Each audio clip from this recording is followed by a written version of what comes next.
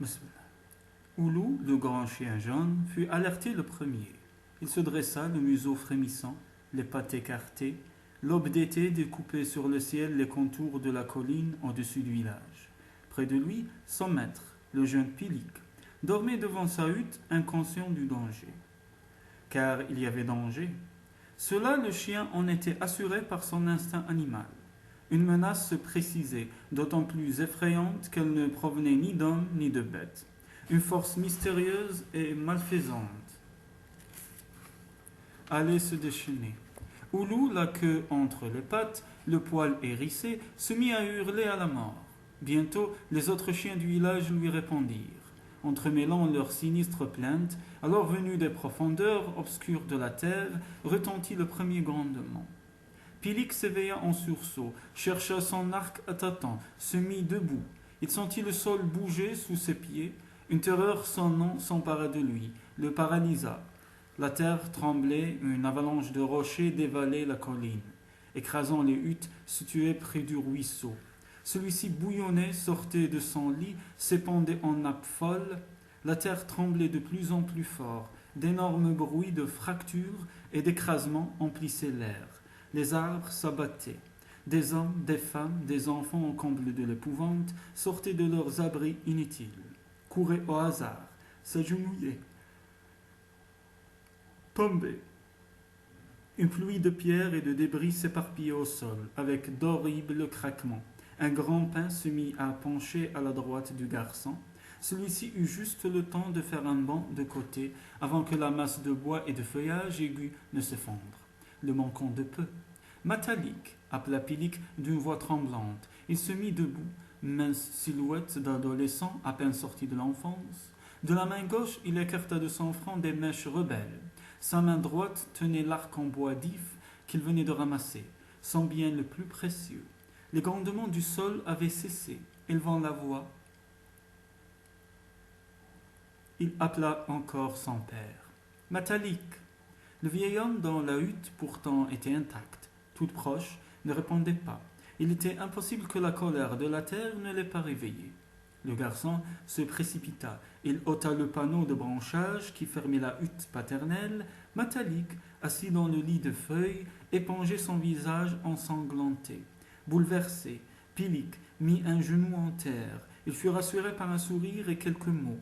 Un éclat de pierre, crevant le toit, avait blessé par ricochet l'homme endormi, sans autre dommage qu'une longue écorchure au front.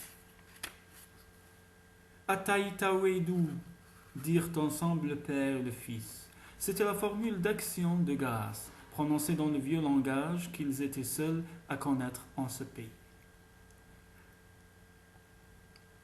Elle faisait partie de leur bagage d'exilés.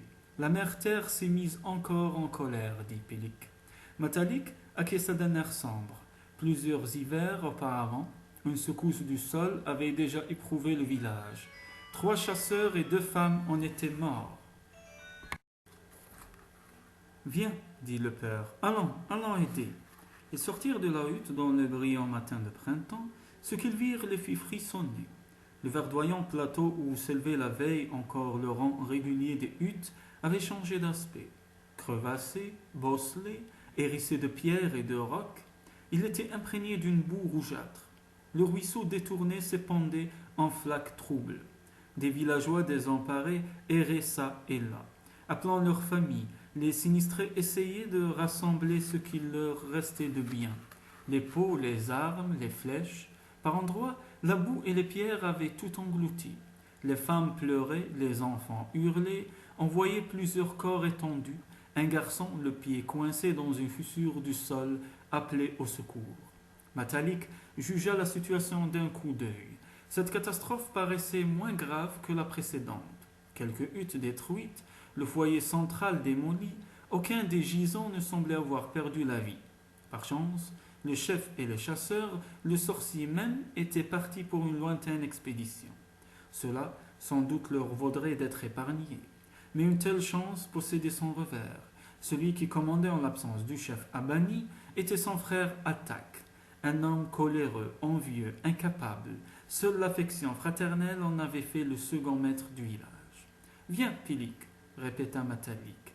Suivis par Oulou, le chien jaune, père et fils se dirigèrent vers ce qui restait du foyer central. Au milieu des huttes, Matalik s'approcha d'Atak, qui contemplait stupidement l'agitation des villageois. Il lui demanda la permission de prodiguer ses soins. Le chef provisoire serra ses poings énormes. Il voulut affirmer son autorité. Attends, ordonna-t-il. Mon frère Abani et le sorcier Adal vont revenir. Alors ils te diront ce qu'il faut faire. Matalik s'efforça au calme. Les gens malades souffrent, plaida-t-il. Je dois les soigner maintenant. Attends le chef, s'entêta la brute. Une villageoise, la grosse Puna, avait suivi ce déplaisant dialogue. Ses hauts cris appelèrent l'attention de tous. Le bon Matalik voulait aider les blessés. Le faux chef attaque ce rat, ce putois, l'en empêchait. Est-ce qu'une blessure peut attendre le bon plaisir d'un rat? Est-ce qu'un homme qui guérit ne vaut pas mieux qu'un putois puant? Moi, je suis maintenant le chef, déclara Attaque, s'efforçant à la majesté. Toi, tu es maintenant une crotte de rat, répondit Puna avec emportement. Les villageois approuvèrent la grosse femme. Celle-ci prit le bras de Matalik, l'emmena, le bousculant un peu vers le garçon Tam, dont le pied se trouvait pris entre deux rochers. Attaque voulut s'interposer. Tout ce qui restait de valide dans le village prit parti contre lui. Les gamins ramassaient des pierres. Aucun d'eux n'aurait osé se révolter contre l'autorité d'Abani ou du sorcier. Mais ce gros feignant qui voulait laisser souffrir les blessés les indignait. Tout bardé de muscles qu'il fut, Attaque ne brillait pas par le courage. Il fit demi-tour, s'éloignant en proférant des menaces. Quelques jets de petits cailloux et de bâtons accompagnèrent la ruine de son autorité. Il dira du mal de toi au chef. Le chef nous punira, dit Pilik à son père. Celui-ci secoua la tête. Être puni, cela importait peu. Soigné, dit-il. Un silence complet s'établit, que traversait par instant la plainte des blessés. Matalik ordonna qu'on aille les établir près du foyer ruiné, où l'on rallumerait le feu. Qu'on étende sur eux des pots, qu'on leur donne de l'eau, ajouta-t-il. Tout en parlant, il dégageait adroitement le pied coincé de Tam, faisant allonger son patient. Il s'agenouilla près de lui, ses fortes mains aux longs doigts saisirent doucement la cheville douloureuse et la caressèrent d'une certaine façon. Pilik, la main sur le cou du chien, regardait son père opérer et ne se lassait jamais de le faire, tandis qu'il remettait en place les membres tordus, qu'il massait les ventres ou les poitrines douloureuses. Matalik changeait de visage, ses traits s'affirmaient, s'épuraient, et lui venait une expression étrange où se mêlaient douceur et certitude absolue. Ce sourire plus qu'humain, le fils ni personne au village ne l'avait jamais vu ailleurs. Le guérisseur Matalik connaissait les potions contre la colique et la toux, les emplâtres d'argile pour les plaies ouvertes. Cela, c'était l'exercice d'un métier appris, la connaissance des bonnes plantes et de la terre qui soignait. Mais quand il remettait en place un membre démis, quand il dénouait un corps, Matalik prenait sans s'en apercevoir ce visage surhumain. L'opération dura peu. Le patient poussa un hurlement de douleur. Les os reprirent leur place. Sur l'ordre du guérisseur, Tom se leva, fit un pas, 2 pas, cria sa victoire. Les spectateurs, qui avaient souvent assisté à de semblables remises en état par les mains de Matalik, manifestaient leur joie. Le garçon guéri prit la main de son sauveur et la plaça sur sa propre tête. Il lui manifestait ainsi une reconnaissance qui ne finirait pas. Sa jambe était sauvée. Que peut un boiteux dans un peuple voué à la chasse? Allons, dit Matalik. Femme, faites à manger. Allons soigner les autres. Le feu du foyer central, garant de la vie du village, avait été rapidement rallumé jusqu'à la tombée de la nuit. Le guérisseur accomplit son office. Il examina les blessés. 2 d'entre eux, trop gravement atteints, ne pourraient être sauvés. Un vieil homme et la femme du meilleur pisteur de loups. Matalik les fit allonger commodément et leur prodigua d'apaisantes paroles. Ensuite, il se consacra à ceux que le don de ses mains pouvait soulager. Depuis sa petite enfance, Pilik avait appris à seconder son père. Il savait disposer les patients dans l'attitude qui convenait. L'onguent à la graisse d'ours, la poudre de bois de cerf, il les préparait désormais lui-même. Dépouillant des lapins fraîchement tués, ils découpaient leur peau en longues lanières. Matalik les enroulait sur les membres cassés. En séchant, elles se réciraient, maintenant les os en place. Sur les plaies, il appliquait ses emplâtres d'argile qui les gardent saines. Laissant le guérisseur et son fils à leur tâche, les villageois s'affairaient. Ils dégageaient leur hutte de la boue, rassemblaient ce qu'il restait de leurs biens, débarrassaient la place des pierres éparses. D'un air important, Attaque donnait des ordres que l'on n'écoutait pas. Parfois, il jetait un mauvais regard au guérisseur et à son fils.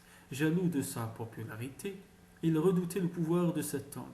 Il détestait les yeux ironiques de son fils et aussi les dents de loup. Quand tombèrent les premières ombres du soir, le foyer central réaménagé fut changé de grosses bûches.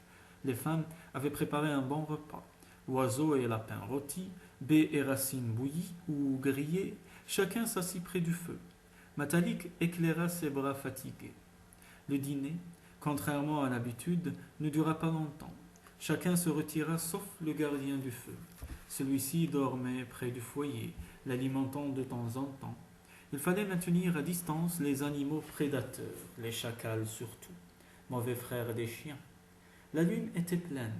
Matalik voyait comme en plein jour le visage de son fils empreint de tristesse. Pilik, dit-il, a bien posé les bandes et les emplâtres sur les blessés. Il saura bientôt guérir aussi. Le garçon secoua la tête. Souvent il pensait aux dons merveilleux qui distinguaient son père. Il lui était arrivé 2 ou 3 fois d'essayer le pouvoir de ses propres mains. Certains jours, la petite Dia s'étant tordu le poignet, Pilik tenta de le remettre en état. Il échoua lamentablement, faisant hurler de douleur la fillette. Matalik, appelé par le père de Dia, remit l'articulation en place en un rien de temps. Dia, remuant la main, déclara en se moquant: Pilik ne sait pas, seul Matalik peut chasser le mal. Pilik sera guérisseur aussi, quand ses mains le lui diront, affirma le vieil homme. Je reconnais le don en lui. Le soir du tremblement de terre, Matalik répéta à son fils cette certitude. Le garçon ne savait pas encore diriger ses forces intérieures. Elles s'imposeraient un jour. La guérison coulerait de ses doigts. Moi-même, à ton âge, je n'étais qu'un chasseur comme les autres, dit-il. Il s'était assis devant la hutte de Pilik, sous la grande lune ronde, parlant le vieux langage de leurs ancêtres. Raconte-moi encore, Matalik. Dis-moi comment nous sommes venus ici. Raconte qu'a dit à ma mère. L'horreur de cette journée, la paix retrouvée sous la douce lumière, incitait Matalik à se souvenir, à conter une fois de plus son histoire. Jusqu'à l'âge d'homme, il avait vécu près de l'eau qui n'a qu'une rive. Son père, lui-même guérisseur, était très aimé. Le jeune Matalik, curieux de nature, chassait toujours plus loin du village. Personne ne lui en tenait rigueur, car il rapportait meilleur gibier que les autres. Un jour, il pénétra sur le territoire du village voisin. On l'y reçut sans hostilité. Les choses ne se gâtèrent que lorsque Matalik tomba amoureux de Kadia, la fille du chef. Ce dernier voulut bien la donner, à condition que le fiancé l'emmène avec lui. Le jeune couple tenta donc de s'établir dans le village de Matalik, mais les femmes reçurent mal l'intruse. Pourquoi le fils du guérisseur n'avait-il pas choisi une fille de chez lui? Celle-ci était bizarre. Ses cheveux clairs et ses yeux bleus inquiétaient les matrones brunes. Ses manières déconcertaient. La vie du jeune couple, en proie à la jalousie et à la méfiance, n'était pas facile. Allez-vous-en, dit un jour le père de Matalik. Tu es hardi, curieux. La mère terre offre beaucoup d'asile. Partez chercher trouver un lieu de bonne vie. Vous serez mieux ailleurs. Matalik et sa jeune épouse partirent donc à l'aventure. Ils allaient, traversant les forêts, passant les rivières à gué, ne se fixant dans aucun village. Les uns les rejetaient, les autres ne leur plaisaient pas assez pour qu'ils s'y établissent définitivement. Dans le beau clair de lune, Matalik revivait les errances de sa jeunesse. Pilik ne se laissait jamais de ce récit souvent répété. « Alors je suis né, demanda-t-il. Tu es né. C'était un temps de neige, tempête, gibier rare. Nous sommes arrivés ici. J'ai guéri la jambe du chef. Le don de mon père m'était venu un jour. Je je savais guérir les gens. Comment? Tu verras. Tu as les bonnes mains, elles te diront. Kadia ne s'était jamais remise de son accouchement. Elle mourut bientôt. Matalik s'établit dans le village qui devint le sien et celui de Pilik bébé. Enfant, garçon, souvent le regret du vieux pays étreignait Matalik. Il en énumérait les merveilles dans le vieux langage. Là-bas, il n'y avait presque jamais de neige. L'eau qui n'a qu'une rive procurait des poissons succulents. Les buissons fournissaient plus de fruits et de baies qu'on n'en trouvait nulle part ailleurs. Les gens étaient gais et la vie aimable. Nous reviendrons au vieux pays, demandait invariablement Pilik. Il le demanda ce soir-là une fois de plus. Nous y reviendrons, assura le guérisseur comme à l'accoutumée. Quand? Avant que tu ne sois un homme. Pilik comprenait cela. S'il était accepté comme homme, s'il passait les épreuves qui font d'un adolescent un chasseur avec l'agrément du sorcier, il appartiendrait au village. Le chef lui en imprimerait la marque sur le bras. Cette coutume particulière était, dit Matalik, inconnue au vieux pays. Ici, elle faisait loi. Le garçon rêvait, tandis que son père comptait ses aventures. Partir, Pilik ne demandait que cela. Le triste rang des huttes encaissées entre deux collines ne lui avait jamais beaucoup plu. Par la faute des récits de Matalik, il ne s'y sentait pas chez lui. Qu'était le ruisseau, à côté de l'inimaginable eau qui n'a qu'une rive? Pourquoi supporter ces neiges qui duraient 3 lunes entières? Ils partiraient ensemble, son père et lui. Certes, il regretterait ses camarades, dont plusieurs étaient ses amis. Il regretterait le chef Abani, à l'esprit équitable, et le sorcier Adal, qui avait le cœur généreux, mais ils iraient par vallées, forêts et terres inconnues. Ils traverseraient les rivières, connaîtraient beaucoup de villages. Au bout de la route serait le vieux pays à la douce langue chantante, le pays de sa mère Kadia, qui lui avait légué le miroir des eaux, l'on assurait, ses cheveux clairs et ses yeux bleus. Ah oh, Oulou, dit Pilik à son chien, nous partirons bientôt. Matalik, moi et toi, nous verrons les forêts, les animaux, les villages qui ne sont pas ronds, les hommes peints et les femmes qui ressemblent à ma mère. Dormir maintenant, conclut le père en souriant. Pilik, fatigué par la dure journée, s'endormit, couché devant sa hutte. Auprès de lui, le chien jaune rêvait de lapin. Ses pattes arrière remuaient parfois convulsivement. Pourtant, à l'aube du matin suivant, Oulou fut réveillé par la même angoisse que la veille. Il s'arc-bouta et se mit à aboyer de façon sinistre. « Oh !» s'écria Pilik, tiré brutalement du sommeil, la main sur son arc. L'arc ne pouvait rien contre le grondement énorme qui montait à nouveau des profondeurs du sol. Une fois encore, la terre trembla. Une secousse brève, mais terrible. Une force effrayante délogea un rocher, le fit tomber et rouler dans une crevasse qui venait d'apparaître. Projeté dans la boue, Pilik se releva, épouvanté. Ce qu'il vit le combla d'horreur. La hutte de Matalik pendait, désarticulée, au-dessus de la crevasse. Le garçon se précipita. Il vit, béé sous la lune, cette nouvelle blessure de la terre où glissaient des cailloux. Au fond de la ravine, il aperçut le corps immobile de son père. Le chien jaune lugubrement hurlait à la mort, car Matalik, Pilik le comprit bientôt, avait cessé de vivre. La seconde secousse sismique qui se produisait ce matin-là fit beaucoup plus de dégâts que la précédente. Lorsque le chef Abani et les chasseurs revinrent au village, 2 jours plus tard, ils le trouvèrent méconnaissable. Hutte effondrée, sol raviné, entassement d'arbres abattus et de branches arrachées, le pire était certainement la fracture du sol, creusée profondément par une entaille profonde, celle-là même où Matalik avait trouvé la mort. Après ces convulsions successives de la terre, il ne pouvait plus être question de réaménager le rang des huttes au même endroit. Le terrain ne s'y prêtait plus. Il faudrait tout reconstruire un peu plus loin. Les anciens hochaient la tête. Ils avaient connu cela 2 fois déjà au cours de leur vie. Dans leur enfance, un feu de forêt détruisant le village obligea ses habitants à chercher un autre emplacement. Celui-ci, quelques années plus tard, dut être abandonné à son tour, trop exposé par sa situation aux attaques des bêtes féroces les hivers de grande faim.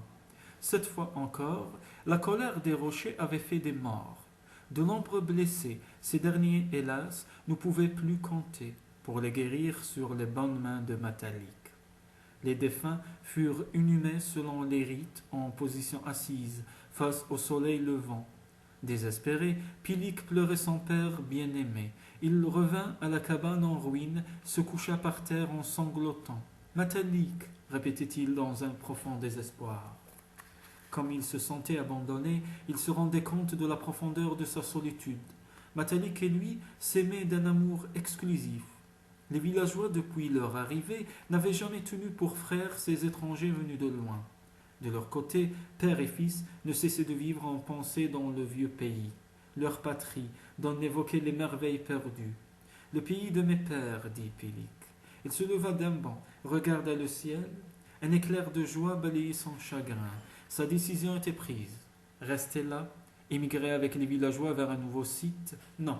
Il allait accomplir le vœu de son père. Il allait rejoindre le vieux pays, s'y faire une vie nouvelle parmi ses frères de sang et de cœur. Abordant le sorcier, le garçon lui fit part de sa décision irrévocable. L'homme au sortilège n'y fit pas opposition. Il annonça la nouvelle le soir aux villageois réunis autour du feu.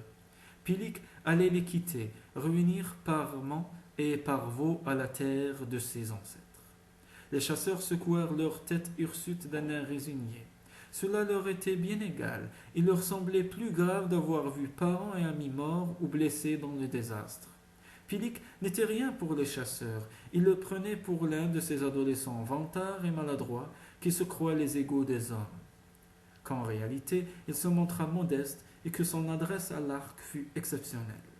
Cela n'était connu que des garçons de son âge. Pilik voulait partir. Qu'il s'en aille donc. Il n'avait pas encore obtenu son statut d'adulte. Certes, il savait poser les emplâtres et les pansements en peau de lapin, mais cela, les vieilles du village en connaissaient le tour.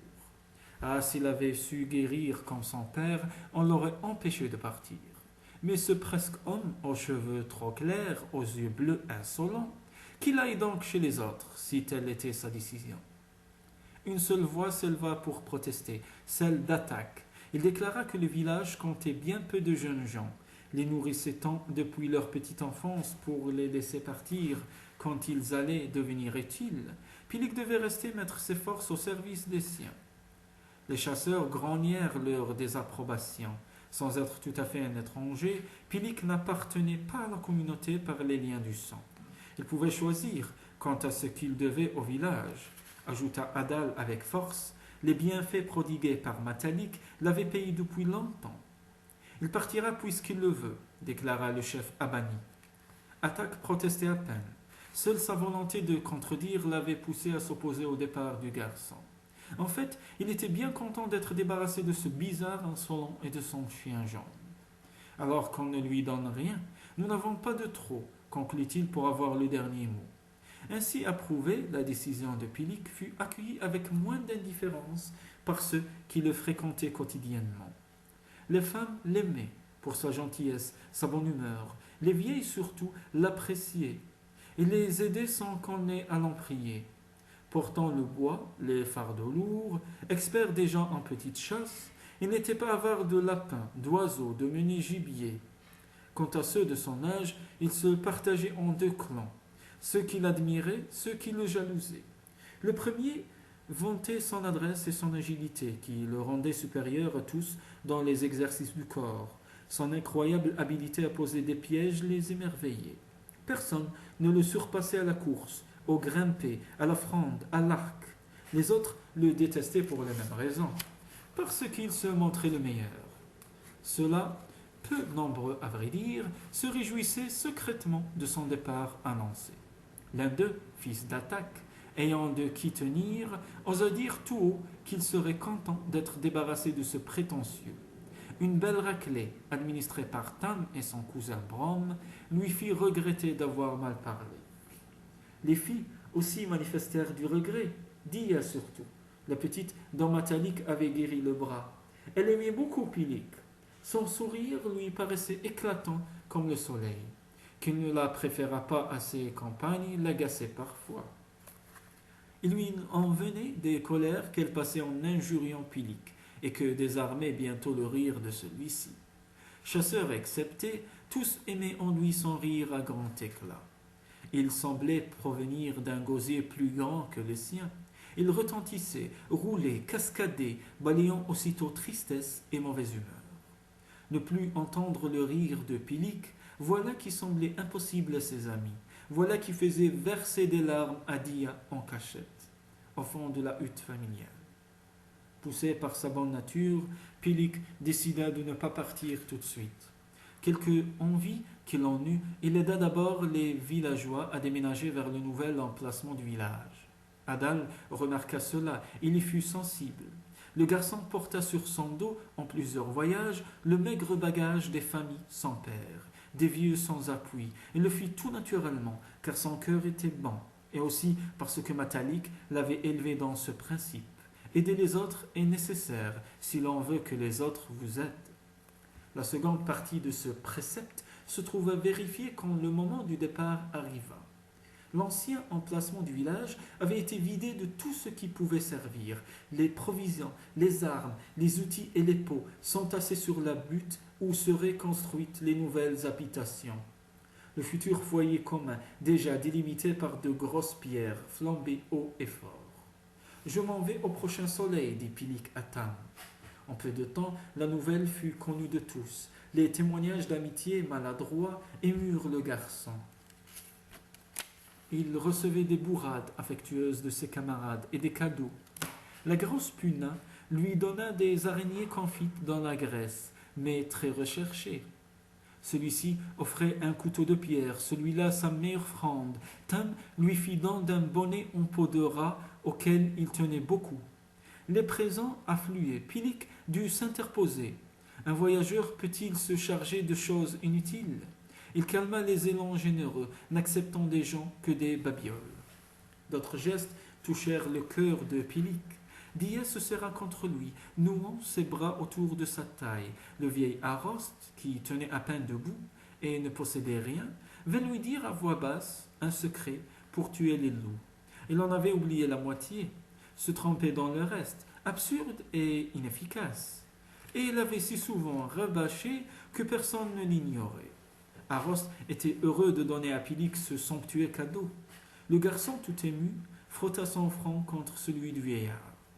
Les vieux sont les meilleurs, déclara celui-ci en se rengorgeant. Quand Pilic se trouva seul dans le coin qu'il avait choisi pour dormir, il fit d'abord son bagage. S'il n'avait tenu qu'à lui, il n'aurait emporté que son arc, sa fronde, ses flèches et son courage. Mais les cadeaux qu'il avait reçus le flattaient. Il voulait les garder tous. Il eut une pensée pour Matalik. D'ordinaire, c'était à Matalik qu'on offrait des présents, pas à lui.